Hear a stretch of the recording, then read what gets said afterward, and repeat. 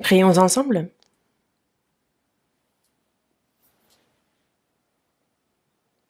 Dieu notre Père, toi qui nous aimes, toi qui es saint et miséricordieux,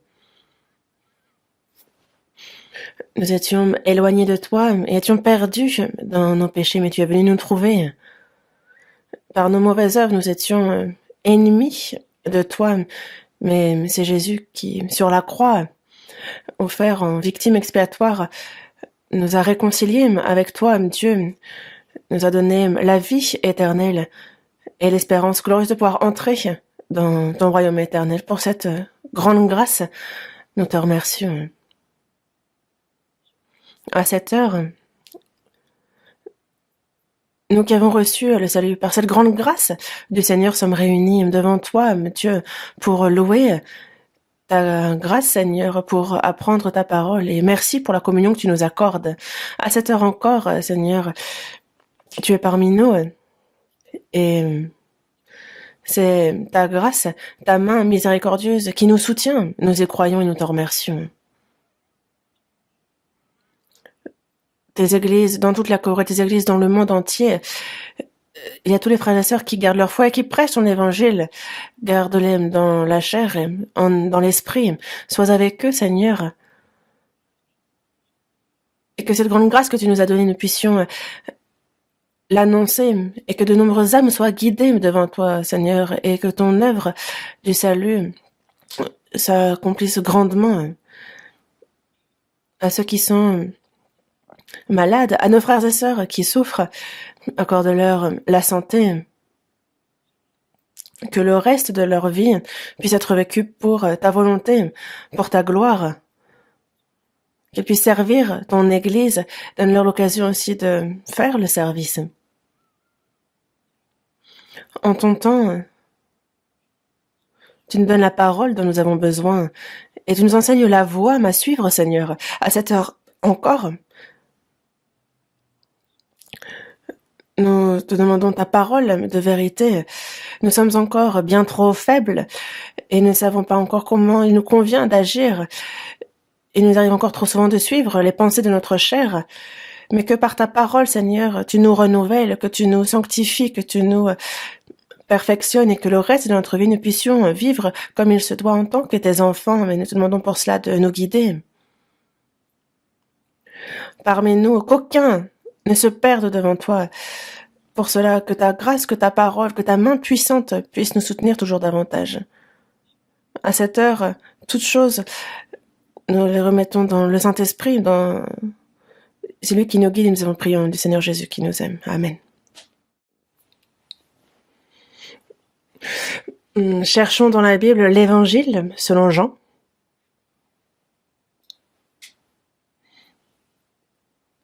L'Évangile selon Jean.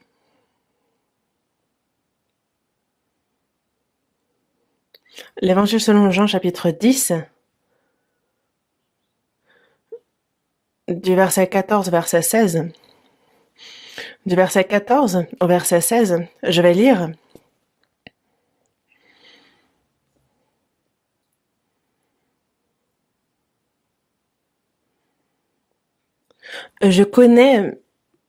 Je suis le bon berger, je connais mes brebis, et elles me connaissent. Comme le Père me connaît, et comme je connais le Père, et je donne ma vie pour mes brebis. J'ai encore d'autres brebis qui ne sont pas de cette bergerie. Celles-là, il faut que je les amène. Elles entendront ma voix, et il y aura un seul troupeau, un seul berger. Jusqu'ici?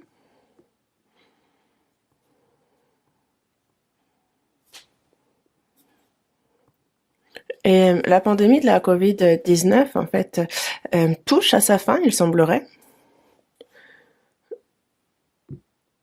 Quand je regarde les statistiques, les chiffres des contaminés actuellement, dans le monde entier, la Corée semble avoir le plus grand nombre de contaminés, toujours plus.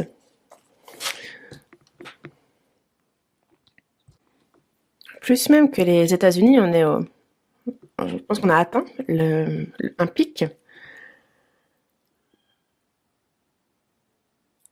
Et quand on atteint un pic, du coup, ça redescend ensuite.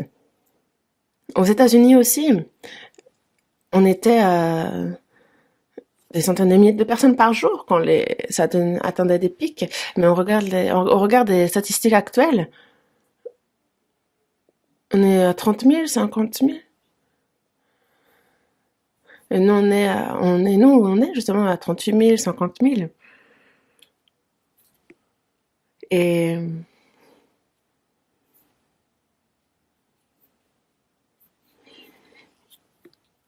c'est assez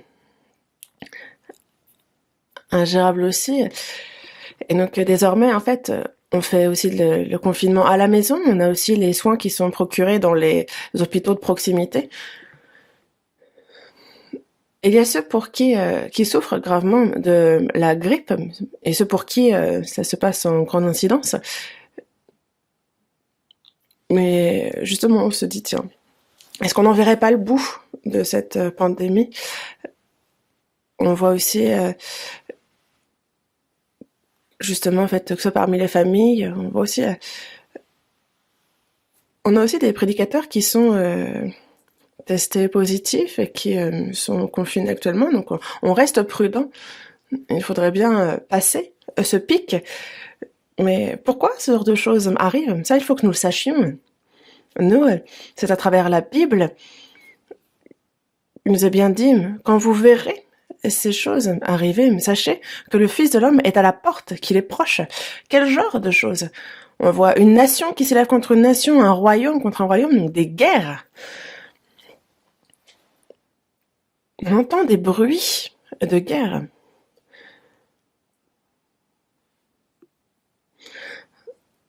Actuellement, on a la Russie qui envahit l'Ukraine et qui attaque sans merci. Et on parle de de milliers de victimes. On voit que ce sont les civils. Quel est leur péché? Qu'ont-ils fait de mal? Dans le passé, on avait Napoléon, Gengis Khan, ceux qui justement envahissaient sans merci, on connaît ces personnes-là. Certains les considèrent comme des héros, mais ce sont des meurtriers, de vrais démons. Poutine aussi.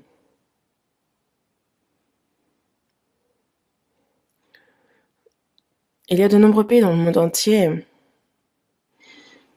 qui invitent à cesser les combats, qui prennent des mesures et on voit, on a l'impression qu'ils ont l'ambition de conquérir l'Ukraine en entier. Et vous savez que la Russie possède l'arme nucléaire. La Russie est celle qui possède le plus d'armes nucléaires. Ensuite, vient les États-Unis. Mais les États-Unis ont plus de missiles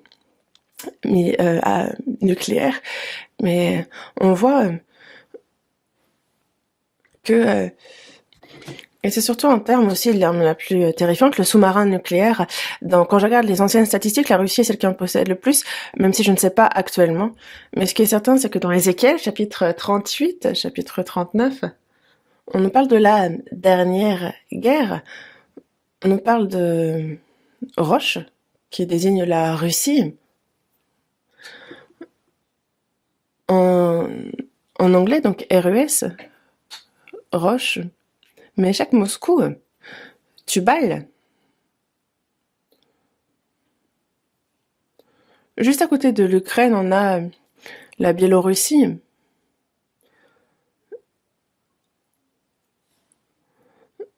Et Minsk, qui est la plus grande ville par là, et ensuite Tubal. Mais chaque Tubal. Dans tous les cas, la Russie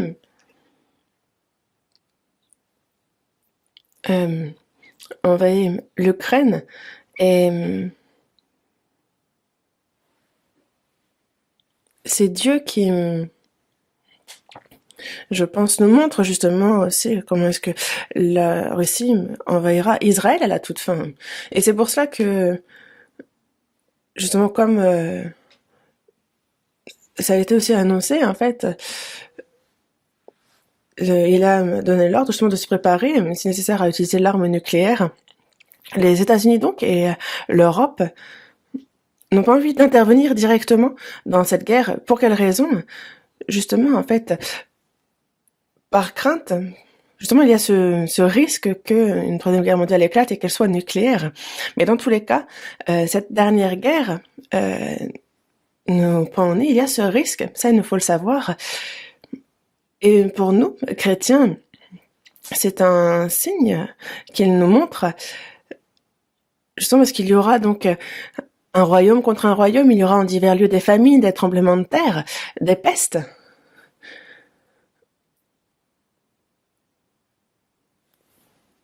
Et on n'avait jamais imaginé cette pandémie de la Covid-19 se répandre aussi rapidement sur tout le globe. Et ce qui a amené à faire souffrir une grande partie de la population, que ce soit économiquement ou sous d'autres aspects. En fait, ce n'est autre que c'est une calamité, c'est une catastrophe. Mais c'est pour nous aussi un signe que Dieu nous montre à l'avance. Pourquoi nous montrer des signes? Pour nous dire que il pourrait mettre fin, ça directement, mais c'est afin que l'on s'y prépare. C'est pour cela qu'il nous donne ces signes. Il nous dit, tenez-vous prêts, préparez-vous. Le jour du retour du Seigneur est si proche, et nous le savons bien. Il faut nous préparer à la rencontre de notre Seigneur. Comment s'y préparer? Nous, en tant que chrétiens, si nous avons reçu le salut, il faut que nous vivons comme il se doit en tant que tel. Le salut n'est pas une doctrine, ce n'est pas une connaissance, ce n'est pas ainsi qu'on le reçoit, c'est la vie, c'est la conscience, c'est un salut qui s'accomplit à ces niveaux, c'est une personnalité qu'on a. Et le salut de Dieu est gratuit, tout le monde peut le recevoir, mais le résultat même de ce salut est que le Saint-Esprit vient en nous, qu'il y a en nous cet amour qui naît et qui ne peut changer. Là où il y a la vie, cela pousse, ça grandit, ça porte du fruit. C'est fait ainsi. On a semé une graine, on a beau donner de l'eau, on a beau... Toutes les conditions sont réunies, mais cette graine ne pousse pas, elle ne germe pas. Alors qu'est-ce que c'est? C'est comme une poule qui... justement qui couve ses œufs et au temps fixé, il faut que les œufs éclosent et c'est s'il y a 51 jours, s'il y a des mois qui passent sans qu'il y ait éclosion, c'est qu'ils sont morts. Et pour ceux qui sont sauvés, il faut absolument qu'ils changent. Il y a la vie, l'amour, la parole de Dieu et c'est cela qui transforme la personne, qui transforme sa vie et qui fait cette personne puisse vivre et ne puisse pas faire autrement que de bien vivre pour le Seigneur. Les choses sont faites ainsi, mais si la personne n'a que la connaissance du salut et ne connaît aucun changement, alors c'est comme cela nous est dit dans 2 Corinthiens chapitre 13 verset 5, examinez-vous vous-même pour savoir si vous êtes dans la foi, éprouvez-vous vous-même. Ne reconnaissez-vous pas que Jésus-Christ est en vous, à moins peut-être que vous ne soyez réprouvés? Il y a des fois mortes en elles-mêmes, des fois vaines, des fois rejetées, il y a des fois qui ont fait naufrage. Et ce sont des fois qui ne sont pas reconnues par Dieu. Parfois, je reçois des coups de téléphone. Pasteur, j'ai l'impression que j'ai reçu le salut. On me dit, j'ai l'impression que j'ai reçu le salut. Et je lui dis, continuez à écouter. Et ensuite, on me rappelle. Et la personne me dit, j'ai reçu le salut. Je lui dis, comment? Il dit, le pardon de mes péchés, j'y crois. Et que faire désormais? Continuez à écouter. 10 fois, 100 fois, quoi qu'on vous dise.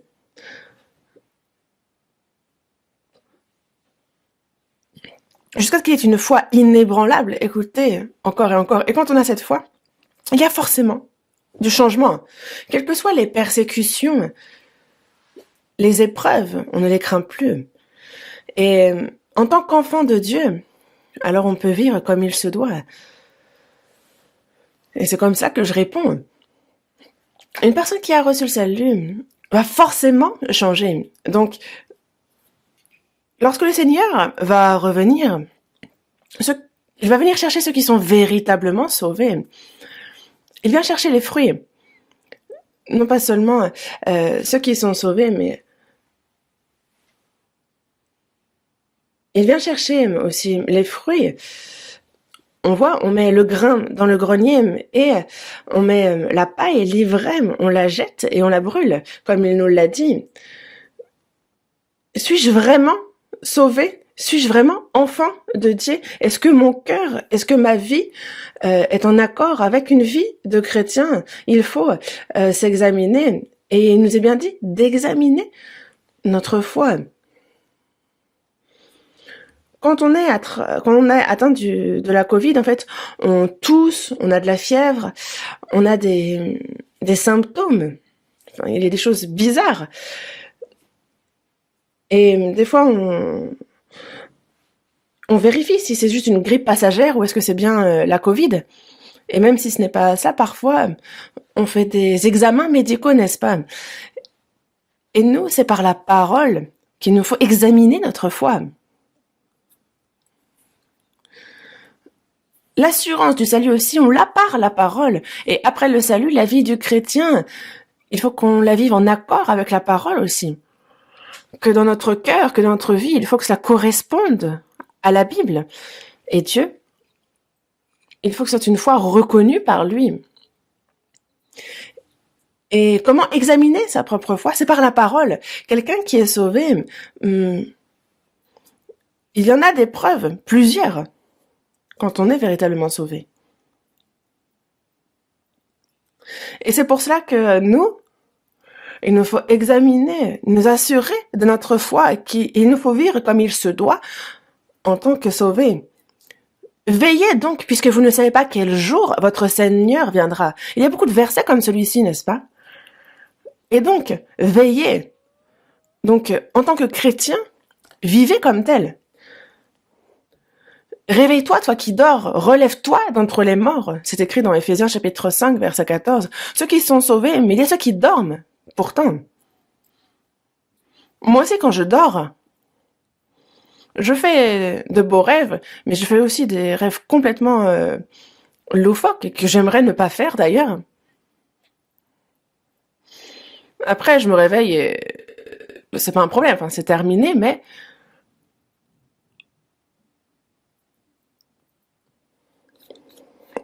il y a ceux qui ont reçu le salut et qui dorment. Ceux qui rêvent éveillés, ceux qui ont encore des attentes, des rêves vis-à-vis de ce monde. Il faut faire de beaux rêves en tant qu'enfant de Dieu. Avoir l'ambition de bien vivre pour Dieu. C'est un des rêves en tant que chrétien. Le Seigneur va revenir et qu'on puisse se tenir devant lui sans être honteux, d'être résolu à cela. Et quel genre de personne nous faut-il devenir? Le savoir, ça c'est le genre de bon rêve que l'on peut avoir et ce rêve s'accomplit. Mais de se demander comment gagner beaucoup d'argent dans ce monde, comment vivre dans le luxe, comment profiter de cette vie, ça ce sont des rêves vains. Et on dit, mais ouvre les yeux ou réveille-toi. Il nous est bien dit, relève-toi, réveille-toi, toi qui dors. Relève-toi d'entre les morts. Justement, relève-toi d'entre les morts et Christ t'éclairera. Le temps de dormir est passé, il est temps de se réveiller. Dans Romains chapitre 13, verset 11, il est bien dit, cela importe d'autant plus que vous savez en quel temps nous sommes. C'est l'heure de vous réveiller enfin du sommeil. C'est l'heure de vous réveiller enfin du sommeil parce que le jour du retour du Seigneur est si proche. Relève-toi d'entre les morts, réveille-toi, toi qui dors. Il y a ceux qui ne sont pas sauvés, ceux qui sont proches d'eux, ceux qui vivent de manière similaire à ceux qui ne sont pas sauvés, ceux qui, quand ils vont à l'église, on dirait des chrétiens, quand ils vont dans le monde, on dirait des non-sauvés. Qu'est-ce que c'est que ça?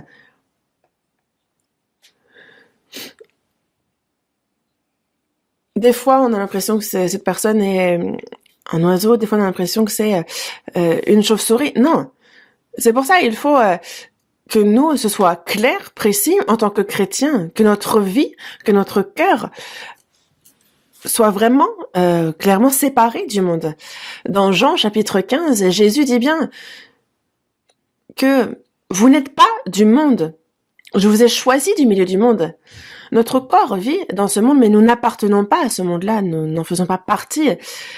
C'est pour aller dans le royaume éternel que désormais le reste de notre vie, on la vit en tant que pour la vivre correctement en tant qu'enfants de Dieu. En fait, c'est pour cela que nous restons sur terre. Mais nous nous préparons à tout moment à pouvoir rencontrer le Seigneur. Donc, il nous faut ce cœur-là. Et tout ce qui se passe devant nos yeux sont des signes qui nous montrent combien la venue du Seigneur est proche. Et les chrétiens doivent le comprendre. Les gens de ce monde ne savent pas ce qui se passe, ils ne le comprennent pas. Mais les chrétiens doivent le savoir. Et il faut donc veiller parce que justement, en fait, toutes ces choses, la fin du monde est si proche qu'il nous faut donc veiller, être sobre. La fin de toute chose est proche. Donc être sage, sobre et vaquer à la prière. Nous tenir prêts à son retour, veiller. Il nous faut reprendre nos esprits. Soyez donc sages et sobres, donc reprenez-vous et vivez comme il se doit en tant que chrétien. Nous avons reçu le salut en la fin des temps et c'est une bénédiction surprenante et c'est aussi un miracle, non? Ne pensez pas que ce soit un miracle? Un si grand salut. Dans Hébreux chapitre 2, verset 3, on nous dit cela, un si grand salut. On a reçu ce si grand salut. On a certes reçu ce don, mais c'est vrai qu'on n'en connaît pas la valeur quand on le reçoit. Quand on y réfléchit, on se dit ça, allez, c'est peut-être quelques milliers d'euros, c'est ce qu'on peut penser. Mais si vous pensez que c'est quelques milliers alors que ce sont des milliards, comment vous allez faire? En fait, on sera surpris vraiment de la valeur de ce salut. Il y a Jésus dans Matthieu chapitre 16, verset 26, qui dit que justement, en fait, il nous dit bien que c'est avertir un homme de gagner tout le monde s'il perdait son âme, ou qu'on donnerait un homme en échange de son âme. Il y a cette vie qui vaut bien plus que le monde entier. Notre âme, combien vaut-elle? Bien plus que tout ce monde. En fait, si nous n'avions que la chair, nous n'avons rien de différent avec les animaux, mais nous avons été faits à l'image de Dieu. Et l'âme, Dieu, qui a donné son Fils unique et qui l'a sacrifié sur la croix parce que cette âme est si précieuse à ses yeux. Ceux qui sont sauvés, s'ils ne vivent pas correctement, c'est que le salut de Dieu, ce si grand salut, c'est le négliger quand on ne vit pas correctement. C'est mépriser ce salut reçu. C'est mépriser la grâce de Dieu. Je ne sais, et vraiment, est-ce que la personne est sauvée? Ça, je ne sais pas.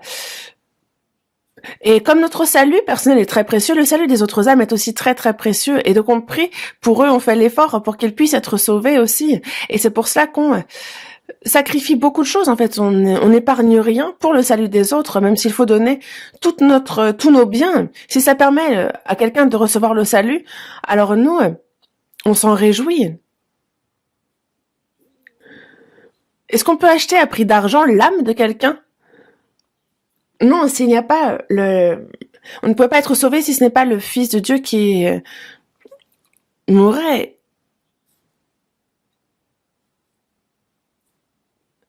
Et chacun d'entre nous, notre vie est si précieuse, celle de chacun d'entre nous, ça il ne faut pas l'oublier.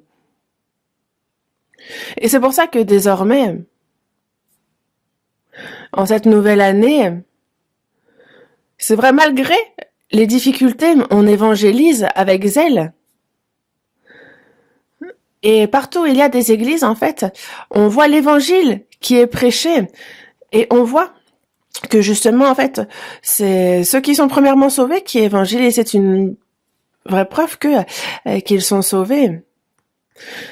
Et c'est pour ça que concernant le salut de nombreuses âmes, c'est vraiment une grande consolation, c'est vraiment une grande joie, quelque chose pour lequel on remercie Dieu. Et à tous ceux qui viennent d'être sauvés, et pas seulement à eux, tous ceux qui sont sauvés depuis un moment déjà aussi, en fait, comment vivre désormais, une fois sauvés? C'est ce que nous continuons à voir ensemble et ce dont je continue à vous parler.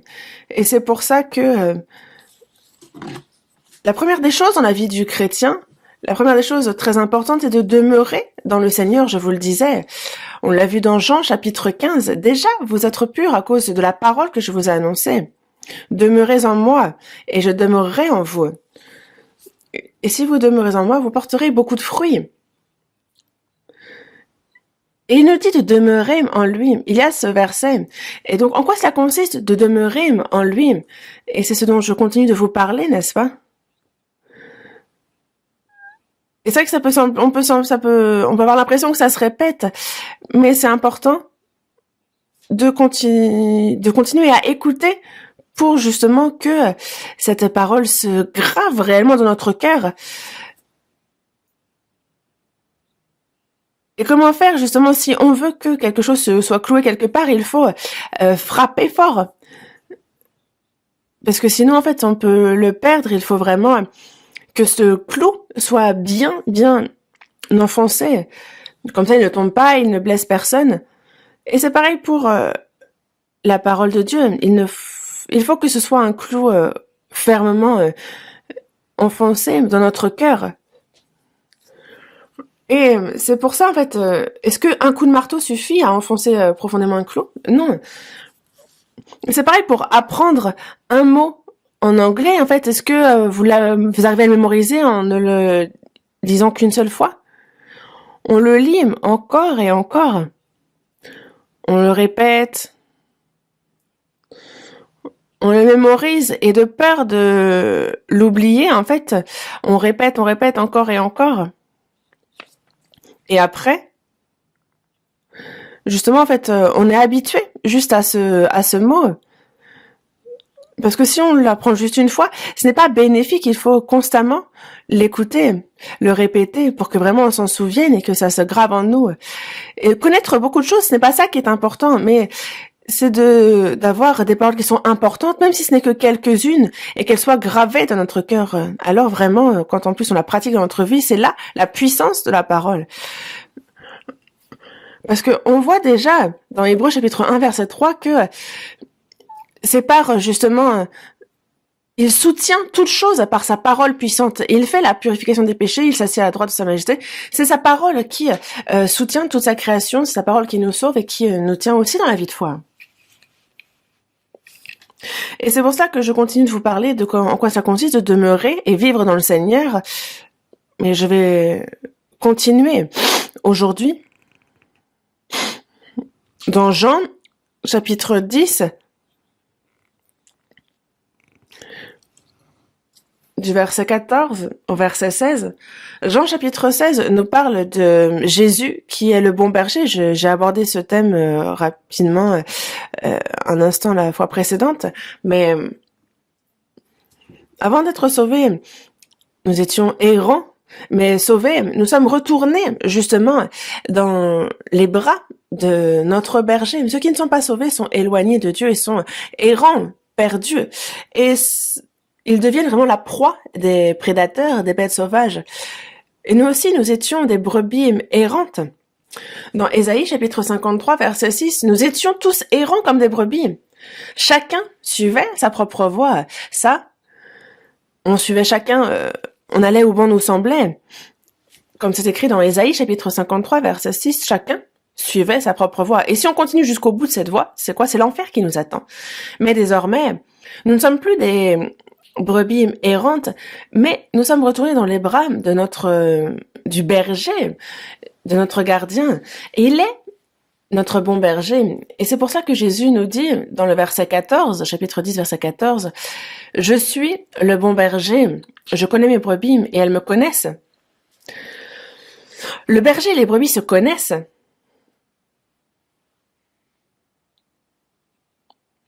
Chapitre 10, dans le verset 3, on voit que le berger appelle par leur nom les brebis qui lui appartiennent et il les conduit dehors. Il appelle par leur nom les brebis et il les conduit. On a les animaux domestiques et ceux qui en élèvent leur donnent un nom, n'est-ce pas, quand ils en ont un. Et quand ils appellent par ce nom, et justement, au début, ils sont surpris, puis après, justement, à force de répéter, ils savent que c'est leur nom. Dieu a bien dit aussi connaître notre nom. Il nous appelle par notre nom, le nom à chacun. Il dit par là qu'il connaît chacun d'entre nous. Nous disons, mais comment est-ce que Dieu pourrait se souvenir de moi? Alors, mais sachez qu'il a compté jusqu'à tous nos cheveux. Il ne faut pas penser que Dieu est un homme. Il n'y a rien qu'il ignore. Et on a la science qui s'est développée, on a la connaissance aussi. Et on dit qu'on connaît plein de choses, mais on ne connaît quasi rien de ce qui concerne Dieu. Dans le psaume 147, on dit de Dieu qu'il compte le nombre des étoiles et qu'il leur donne un nom à toutes. C'est remarquable. Est-ce que vous pensez alors que ce Dieu-là ne nous connaît pas, qu'il ne connaît pas notre nom? Non, il est même écrit dans le livre de vie. Il connaît chacun d'entre nous.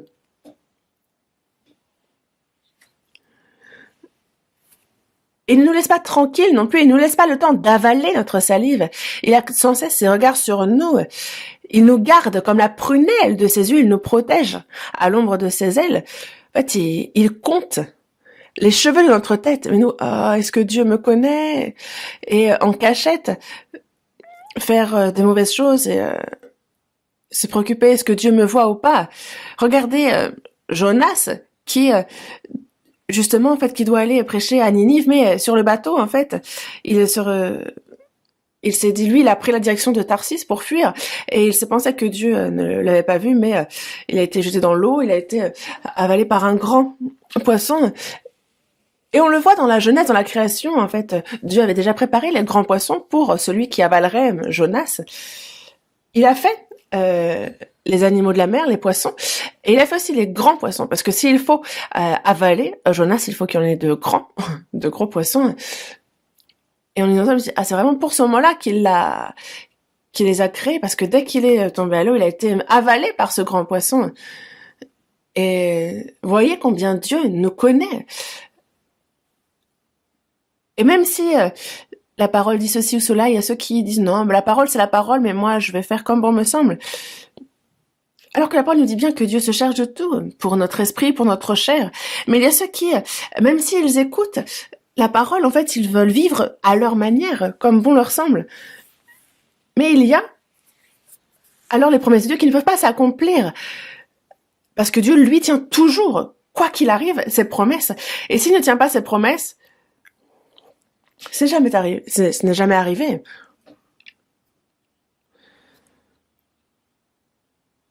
Mais il y a ceux qui, au-delà des promesses de Dieu, qui se pensent plus intelligents et qui s'écoutent. Mais nous, désormais, en tant que brebis qui sommes élevés par Dieu, par ce bon berger qui est Jésus, ce n'est pas un simple berger, c'est un berger qui va jusqu'à donner sa vie. Il donne sa vie pour ses brebis. Je suis le bon berger, et le bon berger donne sa vie pour ses brebis. Il est le berger qui a donné sa vie pour nous. Et il a donné sa vie pour nous sauver. Donc imaginez combien nous lui sommes précieux. Afin de nous emmener dans le royaume éternel, regardez ce qu'il a sacrifié. Et jusqu'à ce que nous entrions dans le royaume éternel, il est celui qui nous protège et qui nous guide. Est-ce que vous le réalisez? Que vous réalisiez ou non, dans tous les cas, la parole de Dieu ne change pas pour autant. Ne pas réaliser, c'est ne pas y croire. Je suis le bon berger, je connais mes brebis, et elles me connaissent. Le berger connaît ses brebis. Et les brebis aussi connaissent le berger. Les brebis connaissent la voix du berger, et elles suivent le berger. Elles ne suivront point un étranger, mais elles fuiront loin de lui parce qu'elles ne connaissent pas la voix des étrangers. Les sauvés connaissent la voix du berger. Qu'est-ce que la voix du berger? Est-ce que c'est la voix du pasteur? Non, le pasteur aussi Justement, s'il prêche la parole de travers, ce n'est pas la voix du berger, c'est la voix d'un étranger. Que ce soit en fait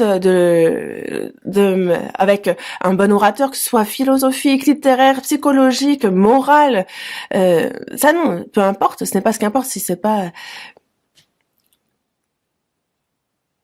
C'est comme par exemple des fois sur les radios en fait.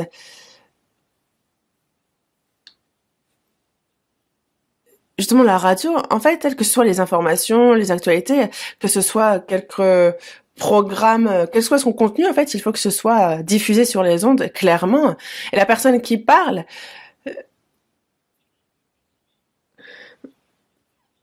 en fait, le pasteur doit juste transmettre correctement la parole de Dieu. C'est un canal. C'est un peu comme la radio. On n'est pas là pour l'éloquence, pour la philosophie, la littérature, la psychologie ou la morale. Non. Ça, allumer la radio et écouter les programmes culturels, vous en aurez autant que vous voulez. On n'est pas là pour enseigner ce genre de choses à l'église.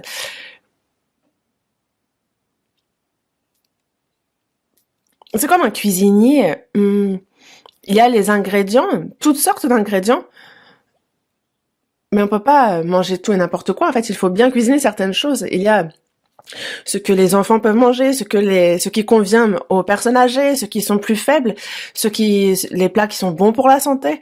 Et le cuisinier, en fait, il va faire préparer en conséquence pour que chacun puisse bien manger. Et la compréhension de la Bible est difficile, mais la personne qui prêche prie, elle étudie justement, elle se plonge dans la parole et elle doit bien enseigner cette parole. Alors, justement, il dit bien que la révélation de tes paroles est claire, elle donne de l'intelligence au simple. Faire en sorte que tout le monde puisse comprendre de manière simple, c'est cela, prêcher la parole.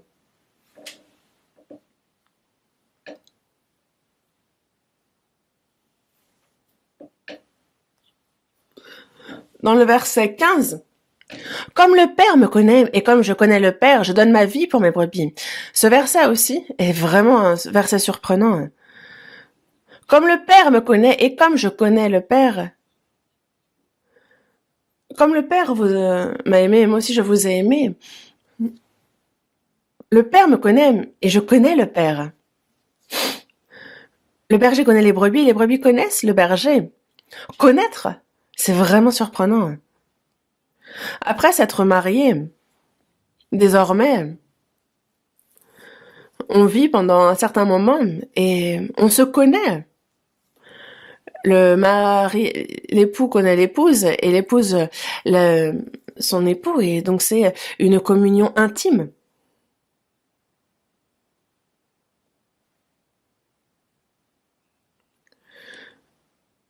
Et justement, en fait, quand on dit connaître quelqu'un, des fois on en connaît juste le nom, mais il faut connaître son identité. Ensuite, concernant cette personne, il faut connaître son cœur, sa personnalité. Il y a des différences chez chacun.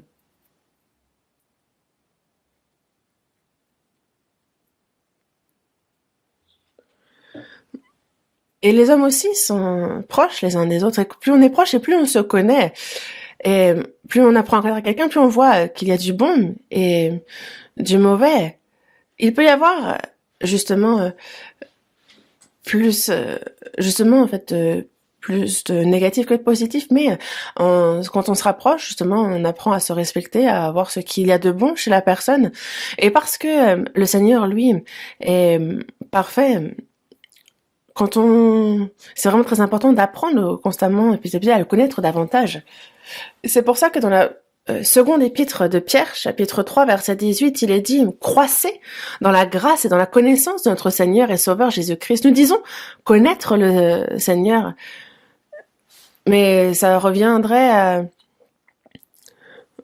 par exemple, les yeux fermés, d'essayer de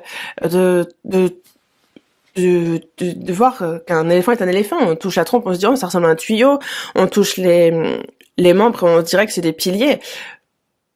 Mais en fait,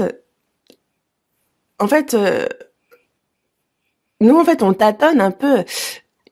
Mais nous, ce que nous connaissons du Seigneur est vraiment tellement partiel.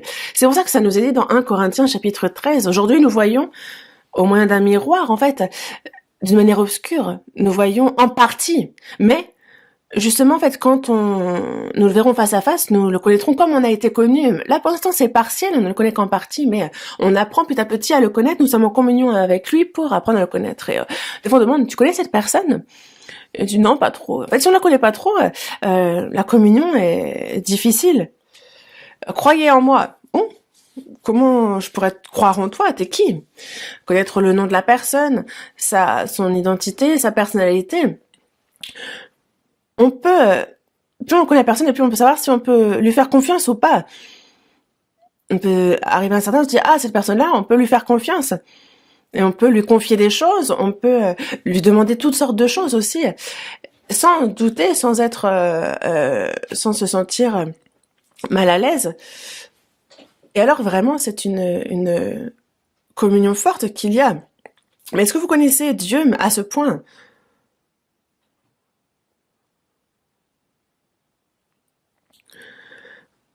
Comme le Père me connaît et comme je connais le Père, et je donne ma vie pour mes brebis.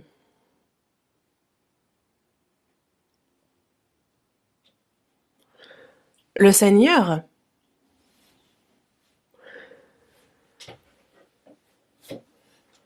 justement, c'est pour ses brebis qu'il a donné sa vie. Il est mort en silence. Mais imaginons que, justement, en fait, on est quelqu'un qui soit mort à notre place. Est-ce que c'est une grâce que nous pourrions oublier? Désormais, il nous faut vivre pour celui qui a donné sa vie pour nous. Pourquoi? Parce que c'est un peu comme si nous vivions sa vie. Le Seigneur a abandonné sa vie pour nous, il nous a sauvés. Et c'est pour que le reste de notre vie, nous puissions la vivre pour lui, comme il nous le dit. Dans la seconde épître aux Corinthiens, chapitre 5, verset 15, il est dit que il est mort pour tous, afin que tous ceux qui vivent ne vivent plus pour eux-mêmes, mais pour celui qui est mort et ressuscité pour eux.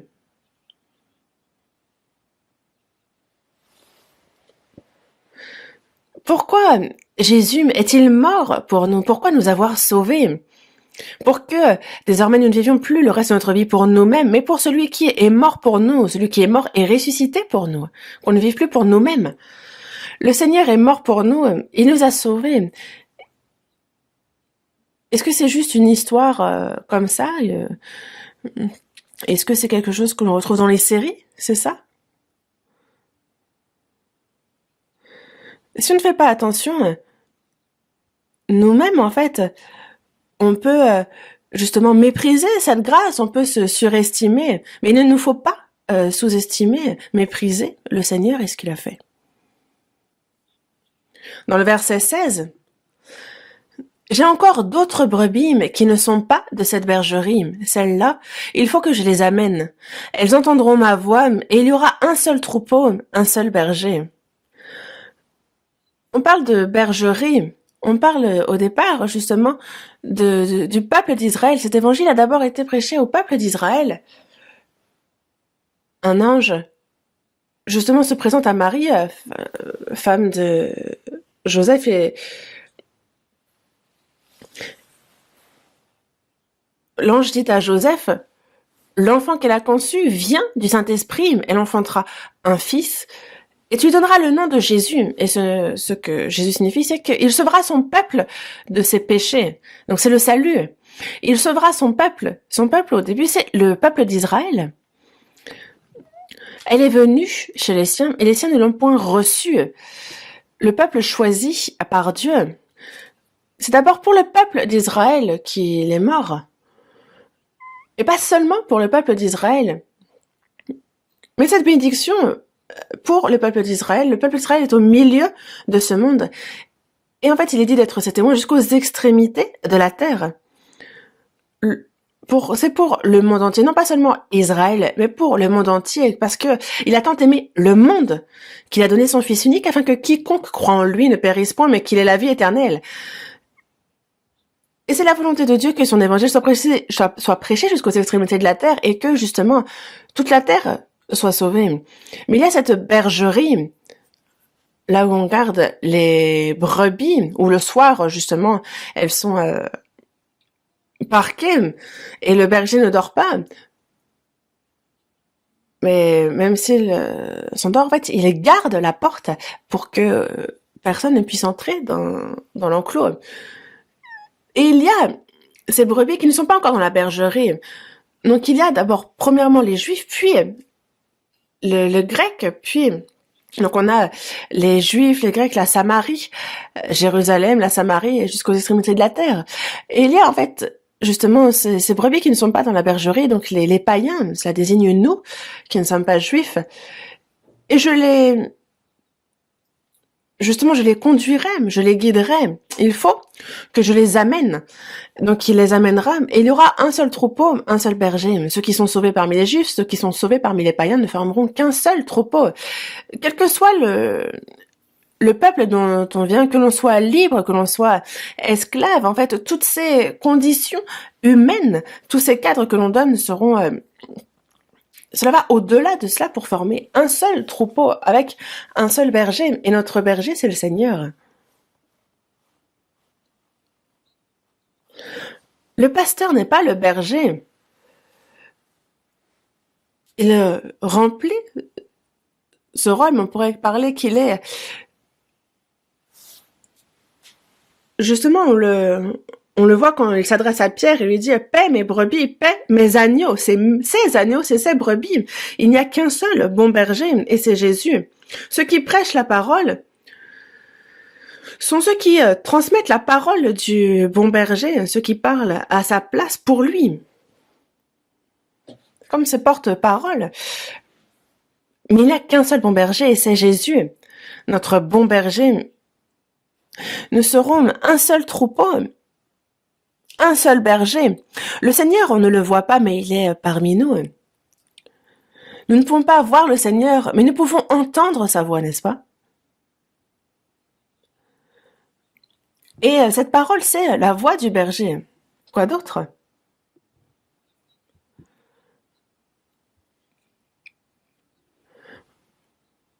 Il y a justement cette parole qui nous donne constamment la parole du Seigneur.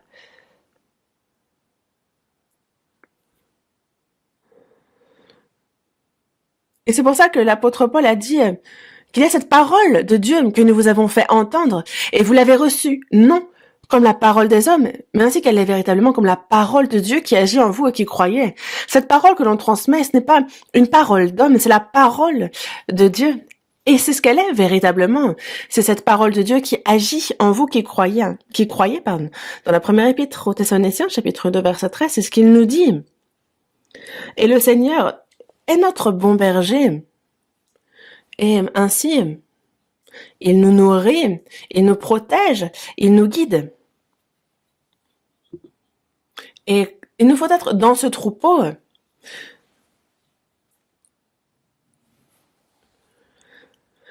Et il y a ce troupeau uni par le Saint-Esprit. Et c'est quelque chose avec lequel je vais vous casser les oreilles dans le futur aussi, en fait. Quand on est sauvé, on n'est plus seul. Il y a Dieu notre Père, celui qui nous a sauvés. Il y a Jésus qui est mort pour moi. Il y a le Saint-Esprit qui nous a fait connaître cette grâce. On a le Père, le Fils, le Saint-Esprit. Il y a cette Trinité. Et on a aussi les frères et sœurs sauvés, avec lesquels nous formons un seul troupeau, un seul berger et une seule brebis. Non, il y a dans ce troupeau beaucoup de brebis.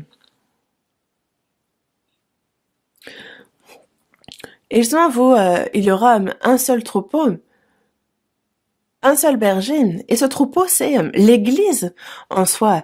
L'Église ecclésiale, le troupeau saintement séparé, le troupeau séparé afin de se rendre dans le royaume éternel, séparé pour servir le Seigneur. Ce troupeau saint, les saints, c'est justement le troupeau saint, le troupeau séparé.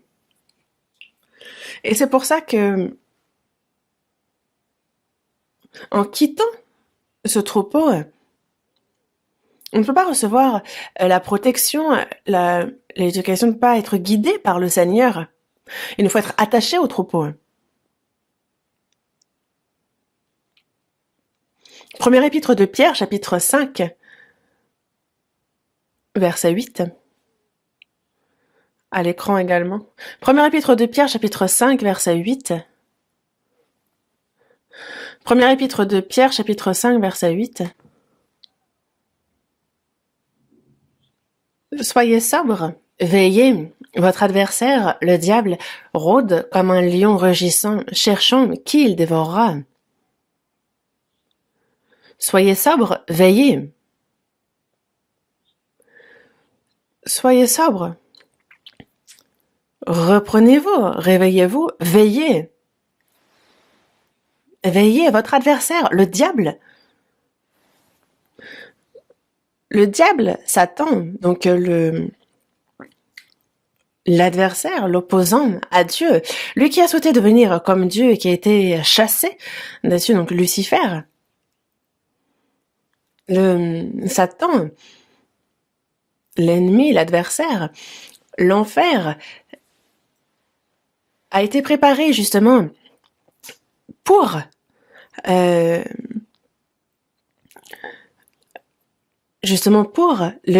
diable. Mais il n'y a pas été envoyé directement. Pourquoi? Parce qu'il y a d'abord, il faut que ceux qui rentrent dans le royaume des cieux, en fait, surmontent les tentations que le diable lance. Et c'est pour ça qu'il a été laissé sur cette terre. Et on a vu Adam tomber face à la tentation. On a Jésus, lui, qui est venu. Jésus est venu, il a accompli son œuvre.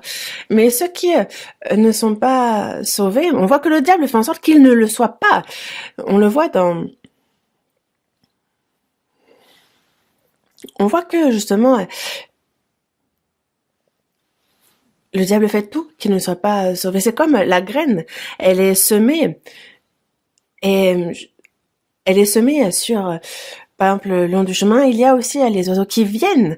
Et on voit bien qu'il y a justement le diable qui vient et qui enlève cette parole pour faire en sorte que les gens de ce monde, en fait, il leur ferme les oreilles, les bouches pour qu'elles ne soient pas sauvées. Dieu existe. Non, il n'existe pas. Les choses se sont faites toutes seules. Pourquoi est-ce que l'homme aurait une âme? Non. Nous, c'est l'homme et l'évolution du singe. Tu ne savais pas? Si on meurt, c'est la fin. Pourquoi est-ce qu'il y aurait un enfer? Pourquoi est-ce qu'il y aurait un paradis? Et en fait, c'est vraiment un lavage de cerveau qui est accompli, comme les communistes le font en fait, et qui font justement de leur peuple leur pâture. Les communistes, en fait, on a justement tous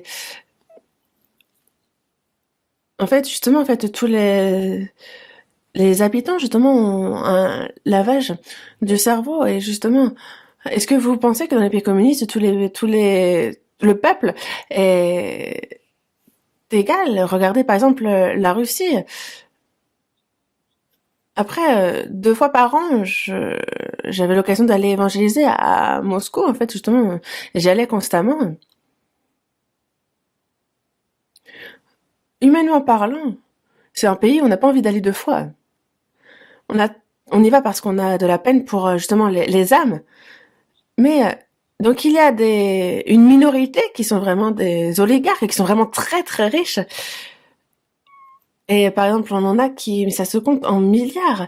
Et en fait, ils ont tout. En fait, il y a justement ceux qui font du commerce en fait avec les politiciens. Il y a cette mafia. Alors que la majorité, justement, la grande majorité, souffre de la pauvreté, de la faim. Et c'est ça, le communisme. Et si vous regardez ce que fait Poutine, c'est ça. Et la Chine, je m'excuse.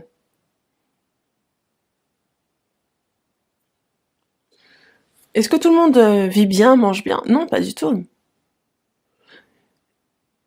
Qu'est-ce que la démocratie aussi? En fait, la démocratie, si on ne fait pas attention, ça peut aussi devenir une dictature dans le sens où, normalement, c'est le peuple qui est censé être le maître.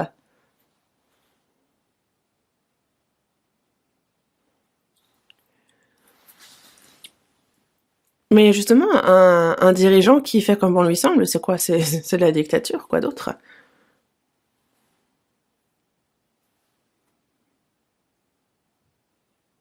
Le diable, lui, fait des hommes ses esclaves, ses serviteurs. Il se les approprie, il fait en sorte qu'ils ne croient pas, qu'ils ne soient pas sauvés. C'est l'œuvre qu'il fait. S'ils sont sauvés, alors on écoute la parole de Dieu et puis les hommes ne tombent plus dans ce genre de doctrine, mais il fait en sorte justement qu'ils ne croient pas. Parce que justement pour les incrédules dont le Dieu de ce siècle a aveuglé l'intelligence afin qu'ils ne visent pas briller la splendeur de l'évangile de la gloire de Christ, qui est l'image de Dieu. En Corée du Nord, justement, il y a du brouillage d'ondes pour que seules certaines chaînes radio, certaines chaînes télévision puissent passer. Et qu'ils ne puissent pas, par exemple, écouter les programmes de Corée du Sud. Il y a justement du brouillage d'ondes. Et ceux qui regardent en cachette sont attrapés. Et il fait en sorte qu'ils ne puissent pas voir les séries, qu'ils ne puissent pas regarder les actualités. Et que seulement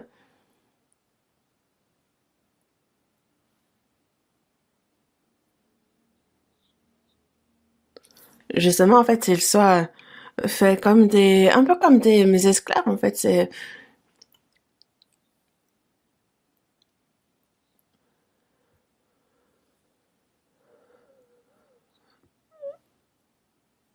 justement, en fait, ce sont des mensonges qui sont répandus concernant les États-Unis, qui seraient non pas le pays de la liberté. En fait, il y a une propagande répandue, mais que ce soit les séries, que ce soit justement, en fait, ceux qui regardent, ils disent non, c'est pas, ils disent c'est faux. Et en fait, ils se rendent compte que non. Et c'est pour ça qu'il y en a qui, au péril de leur vie, vont essayer de quitter la Corée du Nord. Et pendant des dizaines d'années, ils sont en train justement de goûter la liberté. Mais si on ne reçoit pas le salut, même si on a l'impression d'être libéré, on est toujours esclave du diable. Et c'est pour ça que le diable,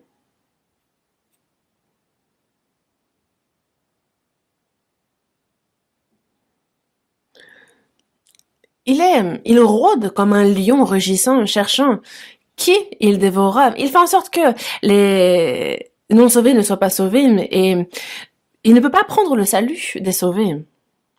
Dans Jean, chapitre 10, verset 28, il est dit, je leur donne la vie éternelle, et elles ne périront jamais, et personne ne les ravira de ma main. Personne, justement, ne peut les ravir de la main du Père, parce qu'il est plus grand que tous. Et donc on ne pourra jamais périr. Certains disent que quand on est sauvé, si on ne fait pas attention, si on commet des erreurs, alors on finit en enfer. Non, si on est véritablement sauvé, en fait, on est enfant de Dieu et il n'y a plus rien qui puisse nous conduire en enfer. Personne ne les ravira de ma main. Il donne la vie éternelle et elles ne périront jamais et personne ne les ravira de ma main. Et il nous a rachetés au prix de son sang et ne nous laissera plus. Certains, justement, imaginons qu'il donne justement quelque chose pour s'approprier autre chose. Quand on a quelque chose de très précieux, on va le mettre dans un endroit bien gardé, en fait. Et si on est encore mal à l'aise, en fait, on va le mettre dans un coffre-fort, dans un endroit très sécurisé pour bien garder ce trésor. Dans les coffres-forts au fond, sous terre, dans les banques.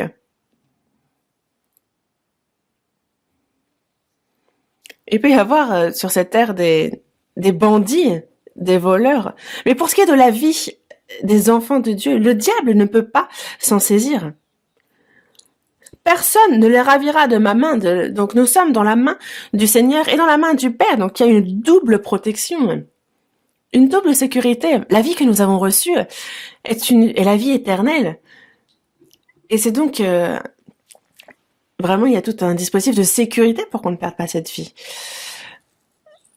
Il ne peut pas donc nous prendre notre salut, mais il peut faire en sorte que nous ne vivions pas bien notre vie de foi. Parce qu'en fait, il rôde comme un lion comme un lion, justement, qui cherche ce qu'il dévorera quand...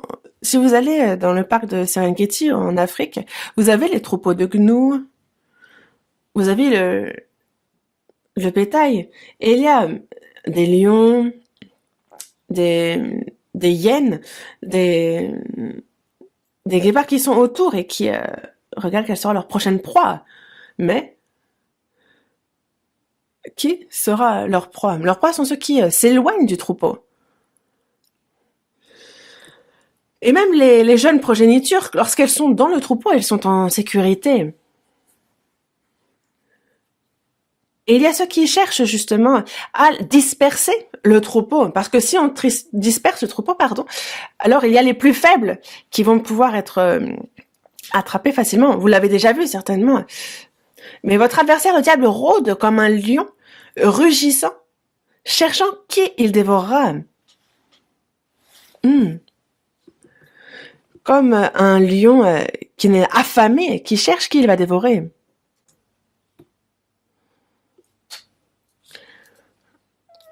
Même si on ne perd pas notre âme, il peut faire en sorte qu'on échoue complètement dans notre vie de foi et que l'on devienne complètement inutile pour Dieu. Une personne inutile. Et je vous le dis, durant cette vie sur cette terre, on ne peut pas devenir quelqu'un qui soit complètement inutile. Et quelqu'un disait que il y a 3 types de personnes dans ce monde.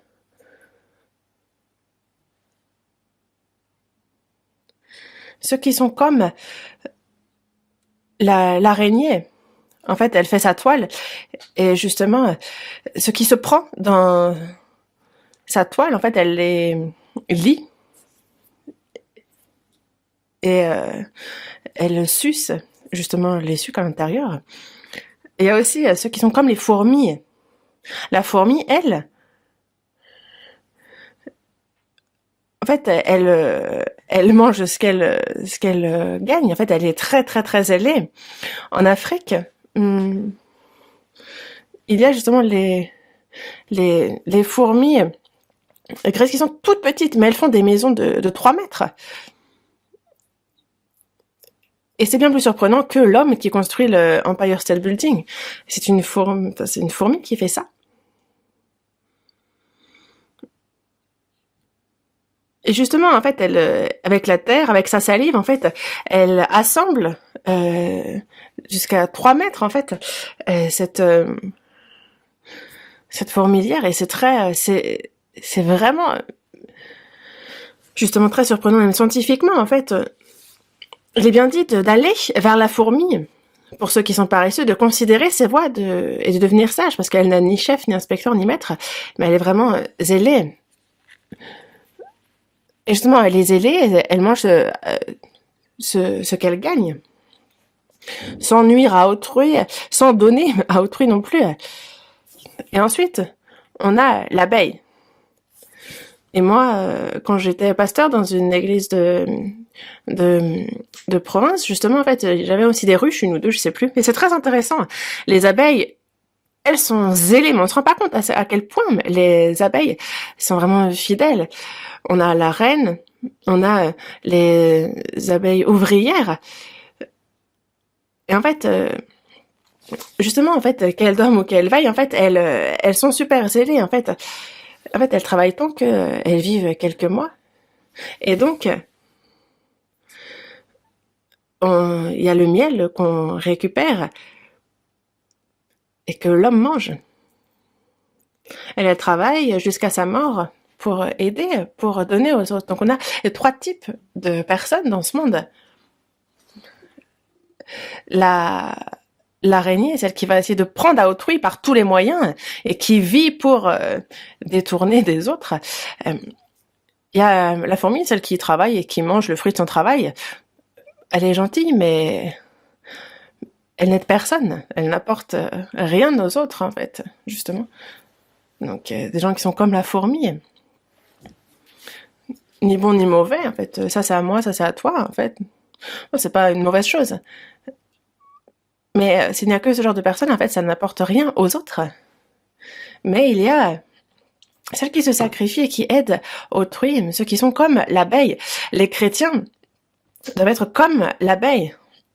Faire des efforts, être zélé, travailler, gagner de l'argent, se donner de la peine, se sacrifier pour le salut des autres, pour les frères et sœurs, pour ceux qui sont plus faibles, pour ceux qui sont dans la difficulté, les aider, me sacrifier, faire pour justement apporter, pour aider autrui.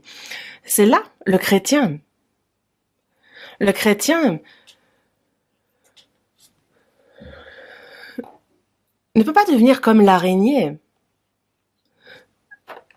Et comme la fourmi non plus, qui ne nuit pas mais n'apporte rien non plus. Le chrétien, lui, doit, pour autrui et pour la gloire de Dieu, faire que les autres soient sauvés, les aider justement. Et c'est ça qui est agréable, c'est ça qui glorifie Dieu. Et nous devons être ceux qui vivent pour ça. Est-ce qu'il y a un membre de notre corps qui soit inutile ? On ne peut pas ne pas avoir Dieu, ne pas avoir d'oreilles, de nez, de bouche, de doigts, d'orteils. Et il n'y a en nous aussi aucun organe interne qui soit inutile. Certains disent, je pense que l'appendice, on peut l'enlever quand même.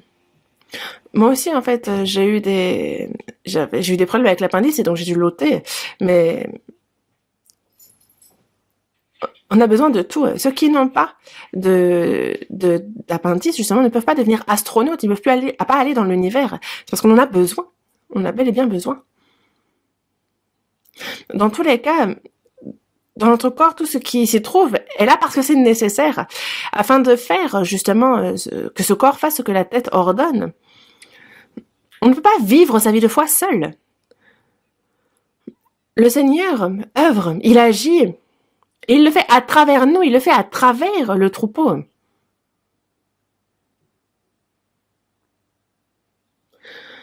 Dans Éphésiens chapitre 3, verset 20, on nous parle de celui qui peut faire, par la puissance qui agit en nous, infiniment au-delà de tout ce que nous demandons ou pensons.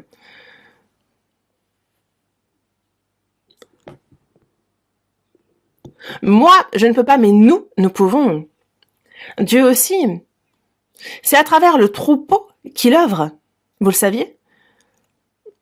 La tête veut faire quelque chose, mais s'il n'y a dans le corps qu'un doigt, s'il n'y a qu'un orteil, que la bouche, que voulez-vous faire?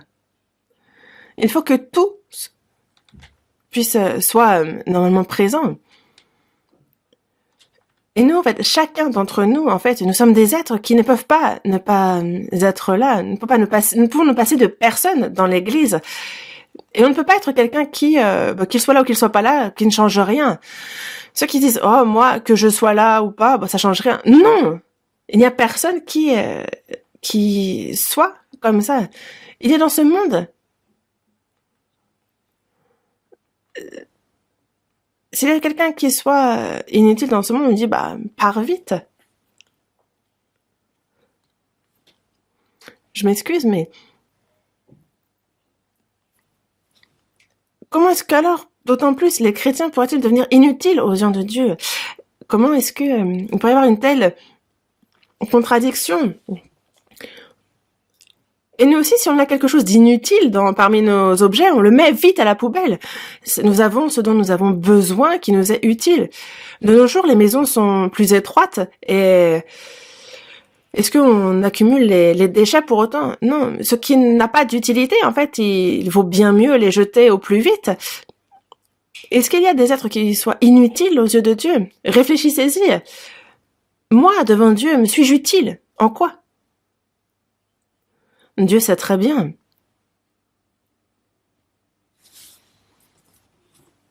Le diable essaie de faire en sorte justement que l'on ne puisse pas vivre notre vie de foi, que l'on ne puisse pas prêcher l'évangile, que l'on ne puisse pas s'aimer les uns les autres, que dans l'église l'on soit inutile, que l'on ne remplisse pas notre rôle en tant qu'organe. Et c'est ce que le diable constamment fait. C'est là, c'est comme ça qu'il nous dévore.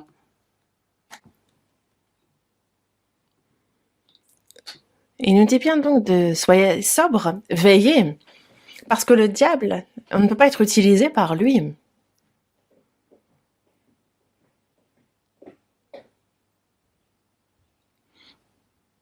soyez sobres, veillez, qu'on ait le discernement et que l'on puisse se préparer aux attaques, que l'on combatte les attaques du diable. Et aussi, pour ceux qui sont sauvés aussi depuis longtemps, s'ils quittent l'Église, alors ils peuvent tomber dans les pièges, dans les tentations du diable. Ça, il faut le savoir. À Serengeti, en fait, on a les troupeaux de gnous, et ils ne peuvent pas être attaqués par les prédateurs. Le lion, même s'il cherche à les dévorer, il y a justement les cornes. Et en fait, un lion peut très bien aussi mourir d'un coup de corne, et c'est bien pour ça qu'il ne peut pas attaquer ce troupeau comme il veut. Mais si on quitte le troupeau, même les bêtes d'envergure, en fait, justement, peuvent être mordus à plusieurs reprises, et alors ils s'effondrent et deviennent vraiment une proie. Et donc il ne faut pas se surestimer, mais nous sommes là les uns pour les autres. On se protège les uns les autres.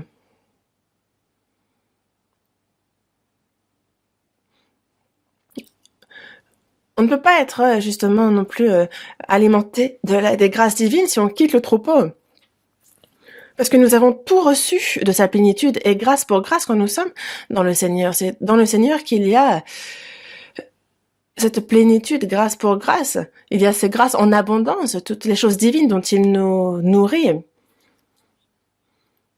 Dans Jean, chapitre 10, verset 10, il est bien dit, « Moi, je suis venu afin que les brebis aient la vie et qu'elles soient dans l'abondance, donc qu'elles soient sauvées et qu'elles soient dans l'abondance constamment. » Il accorde ces grâces. Le salut, on le reçoit une fois, mais ces grâces abondantes, être la plénitude de ces grâces, en fait, il nous en nourrit constamment. Où? Dans son Église. Ensemble. Vous le saviez? Je vous en prie, mais ne quittez pas cette Église. Colossiens, chapitre 2. Colossiens, chapitre 2, verset 8. Colossiens, chapitre 2, verset 8.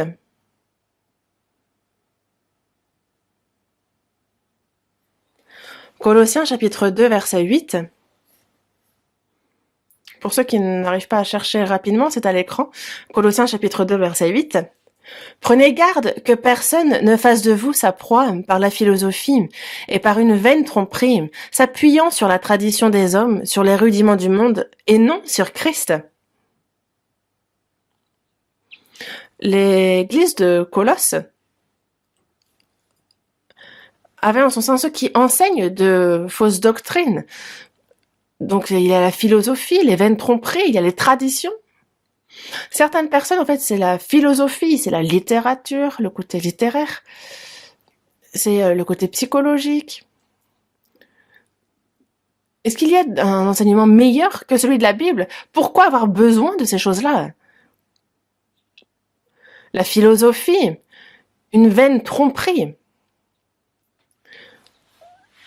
La philosophie aussi, il y a aussi une philosophie saine. La philosophie en soi, il est certes difficile de comprendre. Et quand on envoie les enfants à l'école, j'insiste qu'on ne les envoie pas dans le département philosophie.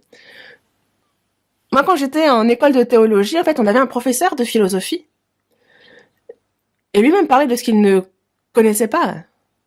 C'est vraiment perturbant. En fait, il errait un peu. Il parlait comme s'il connaissait de choses qu'il ne connaissait pas. Et même nous, on écoute, on ne sait plus quoi est quoi. Et justement, on dit aussi, même un philosophe qu'on considère comme que l'on considère comme étant justement perdu. Donc on a ce philosophe qui s'appelle Kierkegaard, qui en fait parle de l'existentialisme. Qu'est-ce que l'existentialisme? C'est vraiment Dieu, moi devant Dieu en fait. L'existentialisme chrétien, lui-même est chrétien. C'est une bonne philosophie, en fait, celui qui justement permet aussi de mettre les gens droits. Mais la majorité des philosophes ne savent pas même ce qu'ils disent, et simplement ils disent des paroles célèbres. Et justement, en fait, on voit dans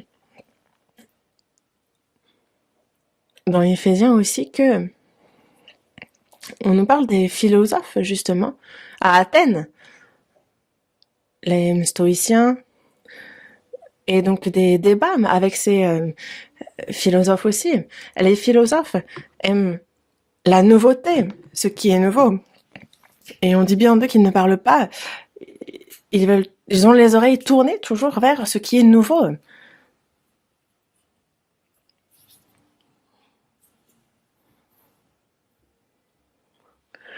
Quand j'étais à Mokpo, en fait, il y a une montagne très haute. Et j'y montais parfois pour faire du sport. Et donc j'étais assis.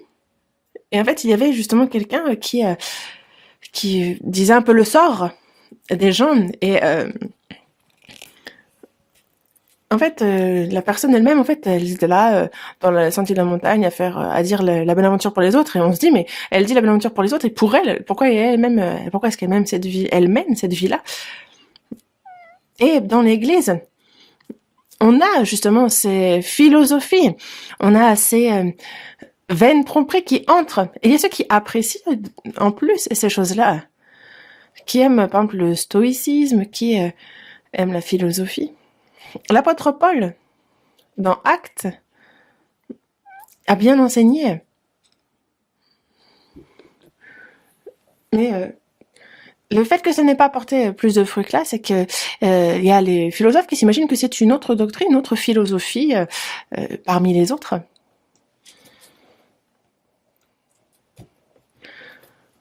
Colossiens, chapitre 2, verset 18. Qu'aucun homme, sous une apparence d'humilité et par un culte des anges, ne vous ravisse à son plein gré, à son gré, le prix de la course. Qu'aucun homme, sous une apparence d'humilité et par un culte des anges, ne vous ravisse à son gré le prix de la course. À l'église de Colosse, il y avait tellement de faux docteurs, de fausses doctrines, de faux enseignements. En fait, on a l'apparence d'humilité. Il y a l'apparence, mais n'est pas véritablement humble.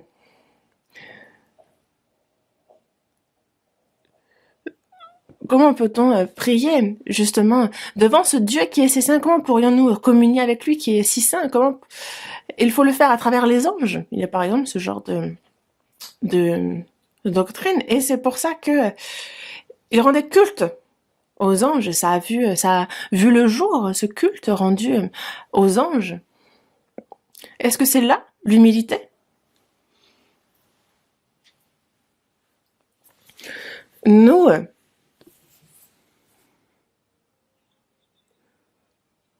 nous appuyons sur le mérite, sur la justice de Jésus-Christ, et nous pouvons avancer avec assurance devant Dieu. Dans Éphésiens chapitre 3, verset 12, il est bien dit que nous avons par la foi en lui la liberté de nous approcher de Dieu, mais avec confiance, non pas en tremblant.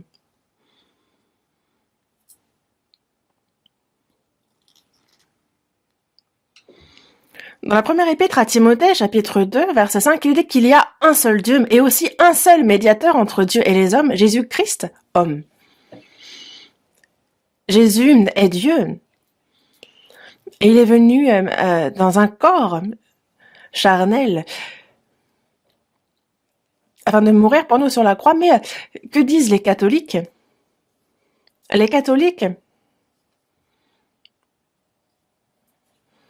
quand on regarde les chaînes, ils disent Marie,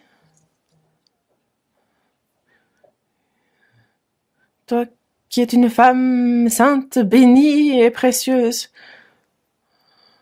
Et le Fils qui est sorti de ton ventre est aussi précieux. Écoute notre prière. Je m'excuse, mais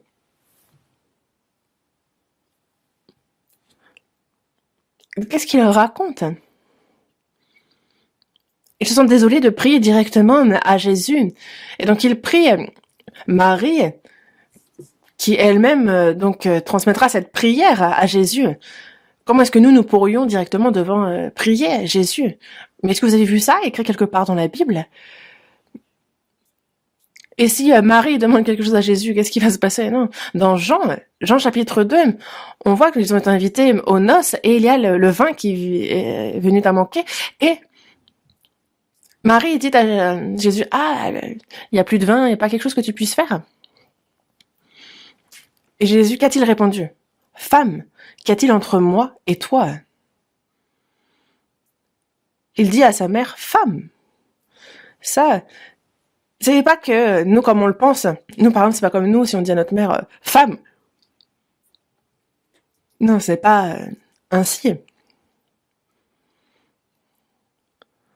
Voir une personne qui a de l'âge, par exemple, si on dit de cette personne, par exemple, on peut élever la personne en disant cher monsieur ou monsieur, il y a des termes qui élèvent la personne. Femme. Lorsque Jésus a été crucifié aussi, il y avait à ses pieds Marie qui disait de son fils, il meurt. Et il dit femme. Femme, regarde, voilà ton fils. Il y avait l'apôtre Jean, il lui dit, ne me regarde pas moi, voilà ton fils. Et il dit aux disciples, voilà ta mère, en désignant Jean, voilà ta mère. Il a donc déterminé la relation mère-fils au pied de la croix, parce qu'elle était tout le temps là, mon fils, mon fils. Et le ventre de Marie n'a été que simplement utilisé pendant plusieurs mois. Mais est-ce qu'elle est véritablement sa mère? Les mages venus d'Orient, quand ils arrivent à Bethléem, est-ce qu'ils ils ont adoré Marie? Non. Ils se sont prosternés devant l'enfant, le bébé. Et donc, Marie n'est pas une intermédiaire. J'étais à Mexico et en fait, il y a en fait des idoles vénérées par les habitants. Et en fait, il y en a tellement qu'on peut pas tous les dire, mais il y avait une grande idole, et c'est Marie. Ils ont fait une grande statue de Marie. Et c'est la première idole de cette ville. Et justement, il y a un culte rendu à Marie. Et c'est complètement une hérésie, en fait. C'est une secte parmi des sectes de faire cela. Où est-ce qu'il est écrit de servir Marie? Où est-ce qu'il est écrit de prier Marie?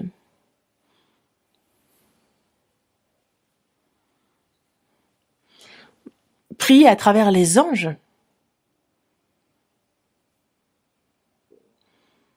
Ce sont de fausses doctrines, c'est une fausse humilité.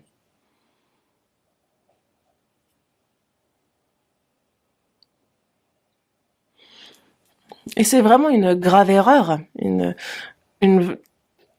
doctrine complètement fausse. Parce qu'il y a un seul Dieu, il y a aussi un seul médiateur entre Dieu et les hommes. C'est Jésus-Christ, homme. Il n'y a personne qui puisse intervenir entre les deux. Dans Hébreux, chapitre 1, verset 14, on dit des anges qu'ils sont tous des esprits au service de Dieu envoyés pour exercer un ministère en faveur de ceux qui doivent hériter du salut. Nous sommes enfants de Dieu. Les anges ne peuvent pas être vénérés par les enfants de Dieu, ils ne peuvent pas être intermédiaires. Les anges sont là pour être au service de ceux qui vont entrer dans le royaume des cieux, pour les enfants de Dieu. Et donc,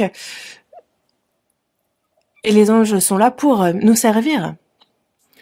Et servir les anges. Un culte aux anges.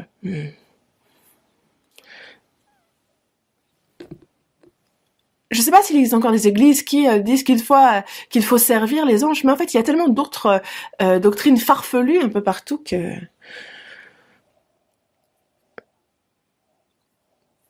c'est pour cela que Dans Hébreux, chapitre 13, verset 9, il dit de ne pas se laisser entraîner par des doctrines diverses et étrangères. Une personne sauvée,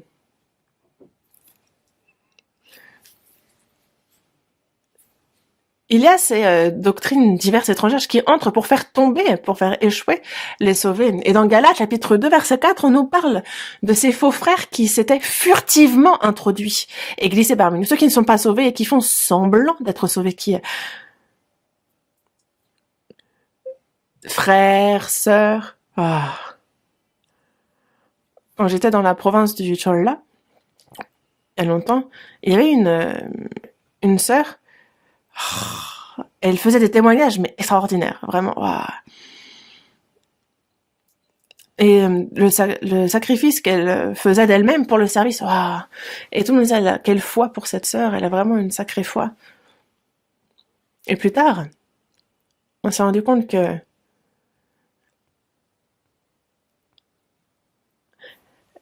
elle fait un témoignage comme quoi elle a un terrain qu'elle va justement vendre et le donner pour elle va le donner à l'église, mais elle a pas l'argent pour payer les impôts. Et en fait, donc elle a demandé à tel ou tel pasteur, elle a demandé de l'argent à tel ou tel, puis après elle a pris quelques milliers et puis en fait elle a disparu. Et on s'est rendu compte plus tard que c'était justement en fait une escroc professionnelle. Et en fait, elle se disait sauvée, mais c'était une fausse sœur qui s'était furtivement introduite et glissée, justement. Et ces faux frères, justement, se glissent furtivement. Dans la seconde épître de Pierre, chapitre 2, verset 1, il dit « Il y aura de même parmi vous de faux docteurs. »